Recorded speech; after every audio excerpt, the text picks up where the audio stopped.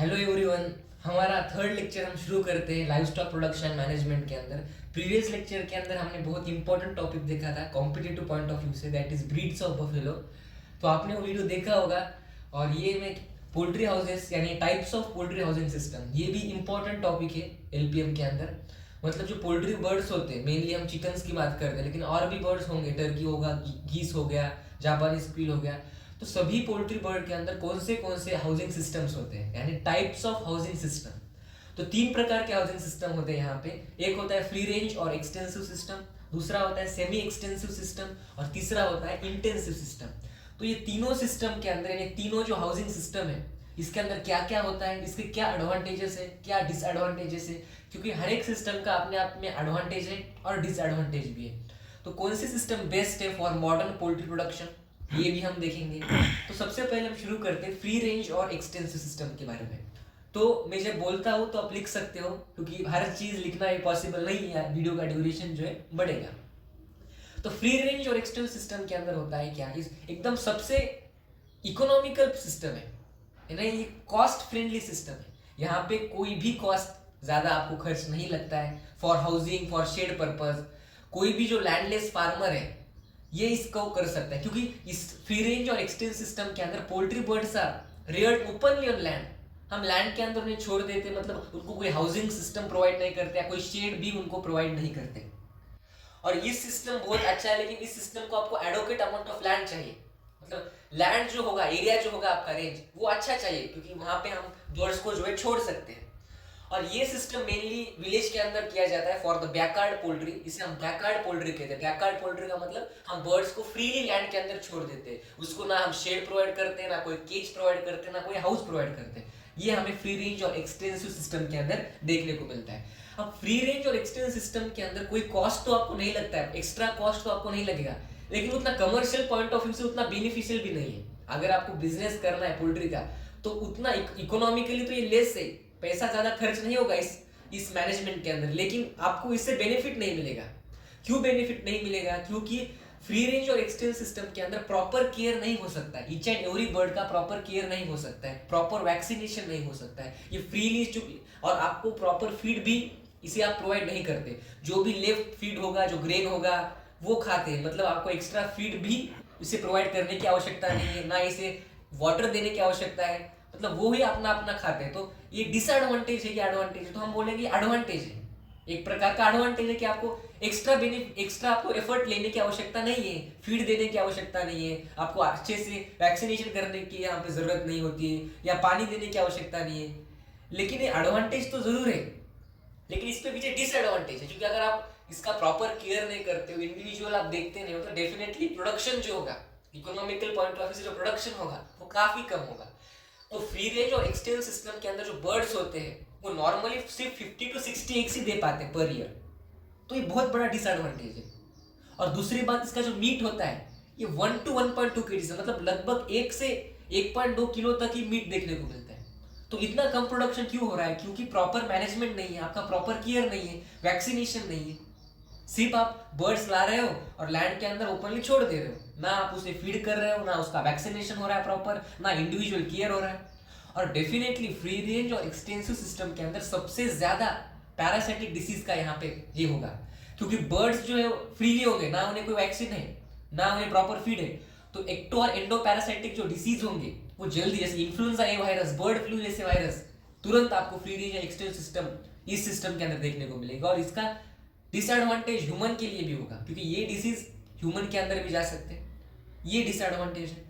अब एडवांटेज की अगर बात करें तो each and every bird definitely उनको सनलाइट मिलता है, तो अपना प्रॉपर विटामिन डी प्रोड्यूस करते हैं, तो आपको सेपरेटली उन्हें विटामिन डी का डोज देने की आवश्यकता नहीं है, तो वो अपना अपना विटामिन डी भी ले सकते हैं। और no extra cost require for housing, shed, ये एडवांटेज है। लेकिन डिसएडवांटेज भी बहुत है इस फ्री रेंज और एक्सटेंसिव सिस्टम के अंदर। तो फ्री रेंज और एक्सटेंसिव सिस्टम मैं अगर एक ही लाइन में कहूँ तो बेस्ट है जिनका कॉस्ट उतना अच्छा नहीं है, जो लैंडलेस फार्मर है, कुछ प्रोडक्शन करके वो जीना चाहते हैं, उनके लिए बेस्ट है। लेकिन economic commercial point of view से, बिजनेस पॉइंट ऑफ व्यू से, प्रोडक्शन पॉइंट ऑफ व्यू से ये सिस्टम काफी नीचे है। अब सेकंड सिस्टम हम देखेंगे जिसे हम कहेंगे सेमी एक्सटेंसिव सिस्टम। देखो नाम से समझ में आ रहा है semi extensive system. Semi extensive system का मतलब इसके अंदर हम पोल्ट्री बर्ड्स को कुछ समय रखेंगे केज के अंदर, हाउस के अंदर रखेंगे और कुछ समय में लैंड के अंदर ओपनली रखेंगे, जैसे फ्री रेंज के अंदर हम रखते हैं। अब अगर मैं सेमी एक्सटेंसिव सिस्टम को फ्री रेंज और इंटेंसिव सिस्टम के साथ कंपेयर करूं तो फ्री रेंज से तो जरा बेहतर ही है, क्योंकि कुछ समय एटलीस्ट नाइट के अंदर तो आप केज के अंदर रख रहे हो ना उसे, तो वहां पे कुछ समय तक तो केयर कर सकते हो, कुछ समय उसका वैक्सीनेशन देख सकते हो और कुछ इंडिविजुअल केयर तो देख सकते हो। लेकिन सेमी एक्सटेंसिव को अगर इंटेंसिव सिस्टम से कंपेयर किए तो काफी ये भी बहुत इसकी डिसएडवांटेज निकलते हैं, क्योंकि सेमी एक्सटेंसिव सिस्टम के अंदर जैसे फ्री रेंज और एक्सटेंसिव सिस्टम के अंदर कैसा था, पूर्ण मतलब प्रीडेटर्स होंगे, डॉग ईगल वो खा सकते थे, या हम कहते हैं कि थीफ जो होगा चोर लेके जा सकते हैं, क्योंकि ओपन है लैंड, वहां पे कोई यही नहीं है ना, केज ही नहीं है। लेकिन सेमी एक्सटेंसिव सिस्टम के अंदर भी ये कंडीशन होते हैं, लेकिन उतने नहीं होते। मैं नील नहीं कहूंगा, क्योंकि हाफ टाइम तो बाहर ही रहने वाले हैं ना आपके सेमी एक्सटेंसिव सिस्टम के अंदर पोल्ट्री बर्ड्स, तो वो भी चांसेस होते हैं, थीफ्ट का भी चांसेस होता है, प्रीडेटर का भी चांस होता है, और वैक्सीनेशन का भी यहाँ पे इंडिविजुअल केयर नहीं हो पाता जितना इंटेंसिव सिस्टम के अंदर होता है। जितनी intensive system commercial point of view से बेस्ट है, उतना semi extensive system commercial point of view से उतनी बेस्ट नहीं है। और इसके अंदर हम अगर बात करें स्टॉकिंग डेंसिटी जो होती है ये 150 टू 200 बर्ड्स ही होती है शेल्टर के अंदर। हम 150 से 200 बर्ड ही रख सकते हैं शेल्टर के अंदर। इसका जो रन एरिया होना चाहिए वो 500 मीटर स्क्वायर होना चाहिए, ठीक है। रन एरिया मतलब जो नीचे का एरिया होगा वो 500 स्क्वायर मीटर होना चाहिए सेमी एक्सटेंसिव सिस्टम के अंदर। अब सेमी एक्सटेंसिव सिस्टम की अगर मैं बात करूं तो एडवांटेज अगर बात करें तो मैंने अभी कहा कि बर्ड को हम केयर कर सकते हैं एटलीस्ट एट नाइट, और even though in day due to fencing chances of thief also minimize. तो डे के अंदर फेंसिंग होती है, जाली जो लगाते हैं, तो थीफ जो होंगे चोर का जो है वो भी चांस कम हो जाता है, प्रीडेटर का भी चांस कम हो जाता है। और विटामिन डी डेफिनेटली हाफ सन में वो बाहर रहते हैं, लैंड के अंदर ओपनली रहते हैं, तो विटामिन डी भी खुद का खुद बना सकते हैं। मतलब मेरे कहने का मतलब ये है कि फ्री रेंज और एक्सटेंसिव सिस्टम से सेमी एक्सटेंसिव सिस्टम थोड़ी बेहतर है, लेकिन ये भी इकोनॉमिकल पॉइंट ऑफ व्यू से, मैनेजमेंट पॉइंट ऑफ व्यू से, प्रोडक्शन पॉइंट ऑफ व्यू से इंटेंसिव सिस्टम की कंपैरिजन में अभी भी नीचे ही है। अब तीसरी सिस्टम हम देखेंगे इंटेंसिव सिस्टम के बारे में, जो लास्ट सिस्टम है हमारी, ठीक है। तो इंटेंसिव सिस्टम के अंदर हम क्या करते हैं, देखो नाम ही है इंटेंसिव सिस्टम के अंदर क्या हो रहा है, पूर्ण हम पोल्ट्री बर्ड्स को कंप्लीटली हम हाउस के अंदर ही रखते हैं।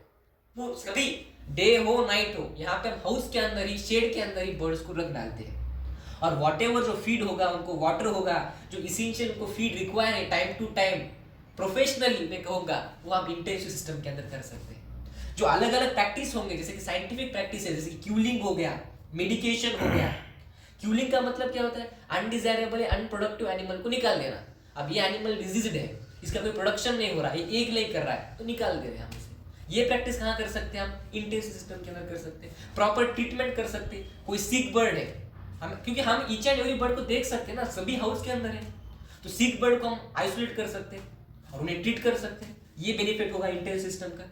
अब इंटेंसिव सिस्टम के अंदर देखो नेचुरली विटामिन डी तो नहीं बनेगा, क्योंकि फ्री रेंज और सेमी एक्सटेंसिव सिस्टम के अंदर जो बर्ड्स होंगे वो ओपन लैंड के अंदर रहते हैं, तो वो खुद का खुद विटामिन डी नेचुरली बना सकते थे। लेकिन इंटेंसिव सिस्टम के अंदर हमें विटामिन डी के जो है विटामिन डी के डोज जो है वो देने पड़ेंगे, ठीक है। और यहाँ पे साइंटिफिक मैनेजमेंट जैसे क्यूलिंग, फीडिंग, ब्रीडिंग, मेडिकेशन ये कर सकते हैं हम यहाँ पे, ठीक है। बर्ड सीक बर्ड को हम पहचान सकते हैं और इन्हें ट्रीट भी कर सकते हैं इंटेंसिव सिस्टम के अंदर। और इंटेंसिव सिस्टम ये सबसे बेस्ट सिस्टम है, सबसे बेस्ट सिस्टम है in the modern poultry production. Convenient system है, मैक्सिमम प्रोडक्शन के लिए ये बेस्ट सिस्टम है। बाकी दो देखो ये बेस्ट सिस्टम जरूर है, लेकिन कॉस्ट लगेगा अभी, क्योंकि शेड के लिए, हाउस के लिए कॉस्ट तो लगेगा। लेकिन अगर प्रोडक्शन की अगर बात करें तो सबसे बेस्ट इंटेंसिव सिस्टम है for maximum egg production, for maximum meat production, for rearing of the birds. तो ये इंटेंसिव सिस्टम के बारे में बात मैंने की। तो इंटेंसिव सिस्टम को इन हाउसिंग सिस्टम भी कहा जाता है। कभी कभी अगर एग्जाम में पूछा जाए डिस्क्राइब इन हाउसिंग सिस्टम, तो भाई इंटेंसिव सिस्टम के बारे में वो पूछ रहा है। अब यहाँ पे इंटेंसिव सिस्टम का कोई डिसएडवांटेज नहीं है क्या, तो डेफिनेटली डिसएडवांटेज एक है कि बर्ड वेलफेयर इज अफेक्टेड। देखो कोई भी एनिमल को कैद रखना, चाहे वो ह्यूमन हो चाहे वो एनिमल हो, कैद में कोई भी फ्रीडम नहीं रह सकता है। वहां पे जैसे बैकयार्ड पोल्ट्री के अंदर हम ओपनली घूमने देते हैं उनको, लैंड के अंदर इधर उधर घूमते हैं, लेकिन यहाँ पे इंटेंसिव सिस्टम के अंदर वो whole day whole night 24 hour house के अंदर रहते हैं, तो उतना फ्रीडम नहीं मिल पाता है। तो ये बर्ड वेलफेयर अफेक्ट होता है। लेकिन बाकी अगर हम बात करें प्रोडक्शन पॉइंट ऑफ व्यू से, यील्ड पॉइंट ऑफ व्यू से, एक पॉइंट ऑफ व्यू से, इंटेंसिव सिस्टम या इन हाउस सिस्टम सबसे बेस्ट सिस्टम है। Thank you everyone. ये वीडियो आपको अच्छा लगा तो चैनल को शेयर कीजिए, लाइक कीजिए और सब्सक्राइब कीजिए।